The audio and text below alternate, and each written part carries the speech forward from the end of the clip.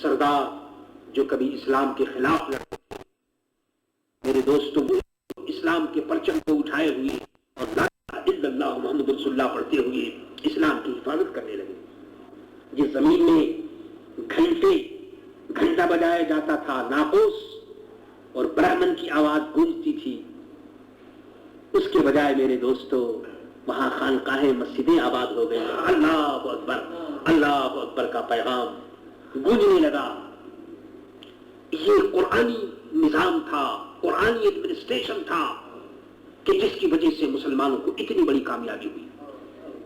اور قرآن بھی کیسا، وہ کہتا ہے کہ لا ریب فیہ، شک نہیں اس میں، اور باقی ساری چیزیں لا ریب فیہ کے اندر ہے. کیونکہ یہ سمجھ لیجیے کہ جب آدمی کے اندر یقین پیدا ہو جائے گا تو پھر ہر قسم کی طاقت اللہ اس کو دے دے گا. اور جہاں یقین کے اندر کمی آئی تو پھر اس کے اندر کوئی طاقت پیدا نہیں ہو سکتی. چونکہ اسلام ایک یقینی مذہب ہے اور قرآن نے اس یقین میں 4 چاند لگا دیے. حضرت محمد رسول اللہ صلی اللہ تعالی علیہ وسلم کے فرمان نے لوگوں کو یقین محکم کی دولت دے دی، اور نتیجہ یہ ہوا کہ یہ مسلمان جہاں گیا وہاں اس نے قرآنی حکومت قائم کرنی شروع کر دی. خواجہ صاحب رحمۃ اللہ تعالی نے اجمیر مقدس میں جلوہ فرما ہوئے. شہاب الدین غوری آیا، پہلے صوفی کا قدم پہنچا، اللہ کے ولی کا قدم پہنچا، اور بعد میں پھر وہ شہاب الدین غوری آیا. ادھر دلی کے اندر علاء الدین خلجی، حضرت بختیار کاکی رحمۃ اللہ تعالی علیہ کا زمانہ ہے. ایسا معلوم ہوتا ہے ہندوستان کی تاریخ کو دیکھنے کے بعد کہ ہر جگہ پہلے روحانی پیشوا آئے، انہوں نے اسلام کو پلانٹ کیا، اسلام کے درخت کو لگایا، اور پھر اس کے بعد زمین پر حکومت کرنے والے حاکم کو اللہ نے بھیجے. ادھر شہاب الدین غوری اجمیر پہنچا، پرتھوی راج کے مقابلے میں ادھر علاء الدین خلجی دہلی میں آئے. اور اس طریقے سے میرے دوستوں دہلی فتح ہوئی. اور جب وہ دہلی فتح ہوئی تو ایک طرف شہاب الدین غوری حضرت خواجہ خواجگان حضرت خواجہ غریب نواز رحمت اللہ تعالی علیہ کی دعا سے وہاں کامیاب ہوا، تو ادھر علاء الدین خلجی دلی کی سرزمین میں کامیاب ہوتا ہے. اور یہاں بھی میرے دوستوں اسی خواجہ خواجگان کا خلیفہ اعظم اور سب سے بڑے خلیفہ قطب الدین بختیار کاکی رحمت اللہ تعالی علیہ یہاں موجود ہے. تو یہ دلی اور اجمیر اور ادھر اجودھن پاک پٹن، یہ پورا ایک سرکل تھا، پورے ایک صوبہ تھا کہ جہاں جہاں میرے دوستوں روحانی حکومت قائم کر دی گئی تھی، اور اس کے ساتھ ساتھ بادشاہ آئے اور انہوں نے اس کے اوپر قبضہ کیا، اور اس کا نتیجہ یہ ہوا کہ اسلام کی بنیاد مضبوط ہوتی چلی گئی. مجھے اس وقت حکومت کے متعلق نہیں بتانی ہے، یہ ایک الگ موضوع ہے. میں یہ بتا رہا ہوں کہ قرآن نے کیا کام کیا اور ان بزرگوں نے قرآن کو کس کس طرح سے استعمال فرمایا. کیونکہ ہم لوگوں کی توجہ قرآن کی طرف سے ہٹتی چلی جا رہی ہے. یہ کس قدر افسوس کی بات ہے کہ جہاں خواجہ صاحب رحمۃ اللہ تعالی کا نام آ جائے، یا حضور بابا صاحب کا، یا خواجہ نظام الدین اولیاء کا، تو لوگ یہ سمجھ لیتے ہیں کہ بس ان بزرگوں کا مطلب یہ ہے کہ کچھ گانا ہو، کچھ بجانا ہو اور کچھ ناچنا ہو. معاذ اللہ، یعنی وہ چیزیں کہ جن کا تعلق روحانیت سے نہیں ہے، ان چیزوں کو روحانیت کے اندر گھسا دیا گیا، اور جو اصل مشن ہے اس کی طرف توجہ ہماری کم ہوتی چلی گئی. ابھی میں عرض کر چکا ہوں کہ خواجہ صاحب حافظ قرآن ہے. اب سنیے، حضرت قطب صاحب بختیار کاکی رحمۃ اللہ تعالی نے پوری زندگی مجاہدہ اور شریعت اور طریقت کی تمام منزل کو طے کرنے کے بعد خواجہ نظام الدین اولیاء فرماتے ہیں کہ آخری خواہش ان کی کیا ہوئی؟ فرمایا کہ آخری خواہش یہ ہوئی کہ زندگی کے آخری لمحے میں انہوں نے قرآن یاد کرنا شروع کیا. ذرا آپ دیکھیے، اللہ اکبر کے قطب الدین بختیار کاکی ہو، علاء الدین خلجی، اور شمس الدین التمش، ایسے بڑے بڑے بادشاہ، ان کے خادم، اور پوری زندگی عبادت اور ریاضت کرنے کے بعد شیخ الاسلام اور بڑے بڑے اونچے عہدے کے اوپر پہنچنے کے بعد زندگی کے آخری دنوں میں کیا خواہش ہوتی ہے کہ قرآن شریف یاد کریں. اور پھر صرف یہ خواہش نہیں ہوئی بلکہ خواہش کے ساتھ ساتھ آپ نے عمل بھی شروع کر دیا. لکھا ہے کہ قرآن آپ نے یاد کیا، آخری زندگی میں قرآن یاد کر دیا. اس سے ہمیں نصیحت حاصل کرنی چاہیے کہ قرآن کے سلسلے میں ان بزرگوں کا کیا ذوق تھا کہ آخری قطب الدین بختیار کافی آخری زمانے میں قرآن یاد کیا. اس سے اور کیا سمجھنا چاہیے کہ جب دل کی کتاب کو آپ نے اچھی طرح دھو ڈالا، دل جب مجلہ اور مصفا ہو گیا، نورانی ہو گیا، تو اب دل کی تحقیق کے اوپر انہوں نے قرآن کو لکھنا شروع کیا، یعنی قرآن یاد کر دیا. قرآن یاد کرنے کے بعد لکھتے ہیں کہ صرف قرآن یاد نہیں کیا، یاد کرنے کے بعد پھر آپ نے اپنے ہاتھ سے قرآن کو لکھا. یہ میرے دوستو قرآنی ذوق ان حضرات کا تھا. خواجہ صاحب حافظ قطب الدین بختیار کاکی رحمت اللہ تعالی علیہ حافظ، اب اور سنیے، یہ دیکھیے ہر جگہ خانقاہوں میں وہی قرآن اور وہی سلسلہ. جدھر دیکھیے قرآن پڑھنے والے قرآن پڑھ رہے ہیں، اس سے نور بصیرت اور نور ہدایت حاصل کر رہے ہیں، اور قرآن کی دولت کو ہندوستان میں تقسیم کیا جا رہا ہے، اور قرآنی ایڈمنسٹریشن جو ہے وہ ہر جگہ اپنا کام کر رہا ہے. خواجہ نظام الدین اولیاء رحمت اللہ تعالی علیہ فرماتے ہیں کہ میں جب لاسٹ ٹائم جب اخیر میں اپنے پیر بابا فرید گنج شکر رحمت اللہ تعالی علیہ کی بارگاہ میں جب وہ حاضر ہوئے، ویسے تو برابر جاتے رہتے تھے لیکن یہ لاسٹ ٹائم میں جب وہ گئے تو بابا صاحب نے اپنے خادموں سے فرمایا کہ بھائی نظام الدین آئے ہوئے ہیں، ان کو ایک چارپائی دے دی جائے سونے کے لیے خانقاہ میں. خواجہ صاحب جب رات کو،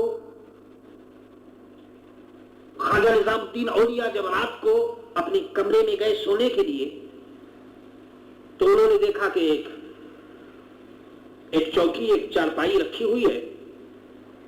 تو آپ نے فرمایا کہ دل میں آپ نے کہا کہ قسم خدا کی میں اس کے اوپر نہیں سوؤں گا. اس کی وجہ بتاتے ہیں وہ لکھتے ہیں کہ میں نے چارپائی پر سونے کا ارادہ ترک کر دیا. کیوں کہ ہمیں معلوم تھا کہ اس خانقاہ کے اندر، پاک پٹن شریف کے اندر ایک نہیں دو نہیں بہت سے حافظ لوگ ہیں کہ جو حفظ قرآن پاک میں مشغول ہیں اور وہ زمین پر سوتے ہیں. تو یہ کیسے ہو سکتا ہے کہ حفظ قرآن کرنے والے تو زمین پر سوئیں اور ہم جو ہیں وہ اوپر سوئیں؟ اس لیے آپ نے اس کے اوپر سونا گوارا نہیں کیا. بتانا یہ ہے کہ وہی قرآن کا رنگ اجمیر شریف میں، دلی میں آئے تو وہی قرآن کی دولت تقسیم ہو رہی تھی، اور پاک پٹن پہنچے تو وہاں بھی میرے دوستوں وہی قرآنی رنگ تھا. اللہ اکبر. قرآن ہمارے لیے بہترین گائیڈ اور بہترین راہبر بن کر آیا جو دین اور دنیا کے ہر سرکل میں ہماری رہنمائی کر سکتا ہے. یہی خواجہ نظام الدین اولیاء رحمت اللہ تعالی علیہ ارشاد فرماتے ہیں کہ میں آخری مرتبے، اللہ اکبر، مرید اپنے پیر سے رخصت ہو رہا ہے اور آخری ملاقات ہے. بابا صاحب نے فرمایا، نصیحت کی، سرٹیفکیٹ ان کو دیا جا رہا ہے. بابا صاحب نے خود اس کے اندر لکھا اور سب کچھ لکھنے کے بعد فرمایا کہ نظام، میں یہ نصیحت کرتا ہوں، اور یہ نصیحت بھی میرے دوستوں بند کمرے میں نہیں تھی بلکہ نماز جمعہ کے بعد. نماز جمعہ کے بعد جب سب آدمی وہاں پر موجود تھے، اور موجود بھی کون لوگ ہوں گے؟ وہی بزرگان دین، اولیاء کاملین بابا صاحب کی بارگاہ میں یہی لوگ تو تھے. حضرت خواجہ نظام الدین اولیاء کو یہ وصیت اور نصیحت ہو رہی ہے کہ نظام، اب تم یہاں سے جا رہے ہو، میری نصیحت یہ ہے کہ جاؤ اور قرآن کو یاد کرو. آپ سوچئے کہ نظام الدین اولیاء پہلے مولانا نظام الدین تھے، دلی کے اندر ایسے مناظر تھے کہ کوئی ان سے بات نہیں کر سکتا تھا. مولانا نظام الدین سے پھر خواجہ نظام الدین ہوئے، خلافت ملی اور طریقت اور شریعت سب منزلوں کو طے کرنے کے بعد لاسٹ میں کیا کہا جاتا ہے کہ قرآن باید گرفت.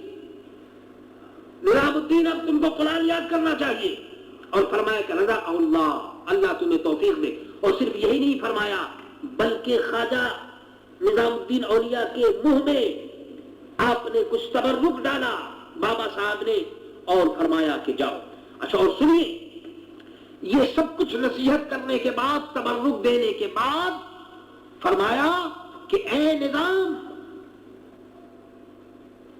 ترا ہی دین و دنیا دادا شدہ. اے نظام الدین، تجھے جو یہ قرآن دیا گیا تو سمجھ لو کہ دین اور دنیا دے دیا گیا. بتائیے، دین و دنیا اور یہ قرآن یاد کرنے کی نصیحت اور وصیت خواجہ نظام الدین اولیاء کو کی جا رہی ہے، اور پھر فرمایا جا رہا ہے کہ برو ملک ہند بیجی. اے نظام، جاؤ اور جا کر اس طرح سے جاؤ کہ ہندوستان کا ملک اب تم کو دیا جا رہا ہے. جاؤ برو ملک ہند بگی، جاؤ اور ہندوستان کے ملک کو تم اپنے کنٹرول میں کر لو. اب آپ بتائیے، کوئی میرے دوستو وہاں پر بریگیڈ نہیں، کوئی فوج کی ڈویژن نہیں، ایک قرآن دیا جا رہا ہے، قرآن باید گرفت، قرآن کو یاد کرنا چاہیے، دعا دی جا رہی ہے اور کہا جا رہا ہے دین و دنیا ہو بڑو ملک ہند بگی، جاؤ ملک ہند کے اوپر جا کر حکومت کرو. جا کر اندازہ کیجیے. اللہ اکبر. یعنی قرآن ہی کے ذریعے خلافت دی گئی، قرآن ہی کے ذریعے ان کو اس مقام پر پہنچایا گیا، اور اب قرآن ہی کے ذریعے ان کو کہا جا رہا ہے کہ جاؤ برو در ملک ہند میں جاؤ اور ہندوستان کے اوپر جا کر حکومت کرو. اللہ اکبر. اور پھر فرمایا گیا کہ نظرۃ منکا یکفینی. اے نظام، تیری ایک نظر میرے لیے کافی ہے. بزرگان دین فرماتے ہیں کہ اس کا مطلب یہ ہے کہ اے نظام، جب تم اس دولت سے، قرآن کی دولت جو تمہیں دی جا رہی ہے، اس سے تمہاری نظر کا حال یہ ہوگا کہ جہاں یہ نظر پڑے گی اس کے دل ٹکڑے ٹکڑے ہو جائیں گے، اور ایمان اور یقین کی دولت سے وہ مالا مال ہو جائے گا. آپ اندازہ کیجئے کہ یہ قرآن کی دولت کو تقسیم کی جا رہی ہے. اور وہی خواجہ نظام الدین اولیاء جب یہاں آئے دلی میں، تو پھر ان کی خانقاہوں میں جو پھر قرآن شریف پڑھنے کا جو ذوق شروع ہوا اور جو سلسلہ شروع ہوا، تو میرے دوستو، ان کے مریدوں میں یہ گویا خاص طور پر نصیحت کی جاتی تھی کہ بھائی حافظ قرآن ہو اور علم دین حاصل کرو، اور علم دین حاصل کرنے کے بعد اور پھر ان کو خلافت وغیرہ جو کچھ دینا ہوتا تھا یہ بعد میں دیا جاتا تھا. ایک بڑے مزے کا سوال بابا فرید گنج شکر رحمت اللہ تعالی علیہ سے کیا گیا کہ حضور یہ بتائیے کہ یہ ذکر افضل ہے، ذاکر جو ہے ذکر کرنے والا، اللہ اللہ جیسے ہم لوگ ذکر کرتے ہیں، تو یہ ذکر کرنے والا افضل ہے یا قرآن کی تلاوت کرنے والا افضل ہے؟ افضل کون ہے؟ سوال بڑا نازک ہے. قرآن کی تلاوت کرنے والا افضل ہے یا یہ جو ذکر کرنے والا ہے یہ افضل ہے؟ کیا کام کیا جائے؟ بابا صاحب نے جواب دیا کہ یہ جو ذکر کرنے والا ہے، ذاکر جو ہے اللہ اللہ کرتا ہے، تو یہ اللہ تعالیٰ تک جلدی پہنچتا ہے. کیونکہ ذکر کرنے کی وجہ سے گرمی پیدا ہو جاتی ہے، حرارت پیدا ہو جاتی ہے، جوش پیدا ہوتا ہے، اور مچلنے کی اور حرکت کرنے کی استعداد پیدا ہوتی ہے. تو فرمایا کہ یہ واصل جلدی ہوتا ہے، اللہ تعالیٰ تک جلدی پہنچتا ہے. لیکن اس کے ساتھ ساتھ ایک ڈاؤٹ، ایک اور ایک خراج ساتھ یہ بھی ہے کہ یہ ذکر کرنے کے بعد جو اس میں اسپرٹ پیدا ہوتی ہے، جو جوش پیدا ہوتا ہے، تو یہ جوش کبھی کبھی ختم بھی ہو جاتا ہے. یعنی اللہ تعالیٰ تک پہنچتا تو ہے لیکن یہ جوش کبھی ختم ہوتا ہے، اور جب ختم ہوتا ہے تو اللہ تعالیٰ تک پہنچتے پہنچتے وہ رہ جاتا ہے. اور فرمایا قرآن کی تلاوت کرنے والا، تو فرمایا کہ قرآن کی تلاوت کرنے والا خدا تک ذرا دیر میں پہنچتا ہے، خدا تک ذرا پہنچنے میں اس کو دیری ہوتی ہے. لیکن فرمایا کہ قرآن کی جو تلاوت کی لذت جو اس کو ملتی ہے، یہ لذت اس سے ختم نہیں ہوتی. یہاں ذکر کرنے والے کا اسپرٹ جو ہے ہو سکتا ہے کہ ختم ہو جائے، لیکن قرآن کی تلاوت کرنے والے کا جوش جو ہے وہ ختم نہیں ہوتا. تو یہ پہنچتا جلدی ہے لیکن راستے میں کٹ ہونے کا اور رک جانے کا یہاں ڈاؤٹ ہوتا ہے. لیکن قرآن کی تلاوت کرنے والا اگرچہ دیر میں پہنچتا ہے لیکن راستے میں اسے کوئی خطرہ نہیں ہوتا. اصل میں بتانا یہ ہے کہ یہ حضرات یہی تو کیا کرتے تھے. رات کو آخر کیا مشغلہ ہوتا تھا ان کا. آپ جو یہ دیکھتے ہیں کہ یہ جو رات بھر نماز پڑھتے تھے، تو اس پر نظر ہماری جاتی ہے کہ نماز پڑھتے تھے، لیکن اس پر تو غور کیجیے کہ وہ نماز میں کیا پڑھتے تھے. نماز میں یہی قرآن پڑھتے تھے، نماز میں بھی تو قرآن ہی ہوتا تھا. تو اب رات بھر نماز. خواجہ نظام الدین اولیاء کے حالات میں لکھا ہے اللہ اکبر کہ رات کو عشاء کی نماز کے بعد کمرہ بند ہو گیا اور جناب والا نماز ہو رہی ہے، کیسا سونا، عبادت کے اندر مشغول ہیں، اللہ اللہ ہو رہی ہے، خدا کی یاد ہو رہی ہے، تلاوت قرآن پاک ہو رہی ہے. اور جب صبح کو حجرے سے برآمد ہوتے تھے تو آنکھیں ان کی سرخ ہوا کرتی تھی. 90 سال کی عمر میں چہرہ ایسا معلوم ہوتا تھا کہ جیسے سورج نکل آیا. یہ خواجہ نظام الدین اولیاء کا حال تھا. تو یہ سب میرے دوست قرآن کی دولت تھی جو خواجگان چشت نے ہندوستان میں تقسیم فرمایا. اور یہ قرآن کی دولت کا مشاہدہ تو میرے دوستوں اس زمانے میں تو بہت تھا. ابھی اسی زمانے کی بات ہے. ہمارے آقا و مولا اعلیٰ حضرت امام اہل سنت امام احمد رضا خان قادری فاضل بریلوی رحمۃ اللہ تعالی علیہ ارشاد فرماتے ہیں کہ میرے نام کے ساتھ ساتھ لوگ مولوی اور عالم اور یہ سب لکھنے کے بعد حافظ بھی لکھ دیتے تھے، مولانا اور علامہ اور اعلیٰ حضرت اور حافظ احمد رضا خان. تو ارشاد فرمایا کہ مجھے بڑی شرم معلوم ہوئی کہ میں حافظ تو نہیں ہوں لیکن لوگ مجھے حافظ لکھتے ہیں. اچھا اب یہ تو بات ہو گئی کہ صاحب آپ حافظ نہیں تھے تو لوگوں نے حافظ لکھنا شروع کر دیا. اچھا اب اس کے بعد دیکھیے ہوا کیا، سنیے. یہ بھی عجیب بات فرماتے ہیں کہ لوگوں نے مجھے حافظ لکھنا شروع کر دیا. ایک سال رمضان آیا تو حافظ سے آپ نے فرمایا کہ حافظ صاحب اس سال مجھے اجازت دیجئے میں تراویح پڑھاؤں گا اور آپ سنیے. حافظ صاحب کو بڑا تعجب ہوا کیونکہ حافظ صاحب کو معلوم تھا کہ اعلیٰ حضرت حافظ نہیں ہے. فرمایا کہ میں اس سال تراویح پڑھاؤں گا اور قرآن عظیم سناؤں گا.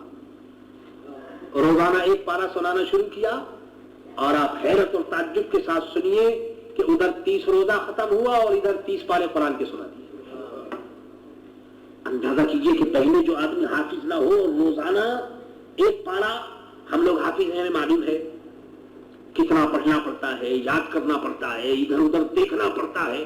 لیکن اب اس کو کیا کہیے کہ جو خدا کے یہاں سے قرآنی دولت کو لے کر آیا ہو، اللہ اکبر، کہ پہلے رمضان کو حفظ کرنا شروع کرے اور آخری رمضان کو حافظ ہو جائے 30 دن کے اندر، اور حفظ بھی کرے اور خالی حفظ بھی کرے اور سنا بھی دے.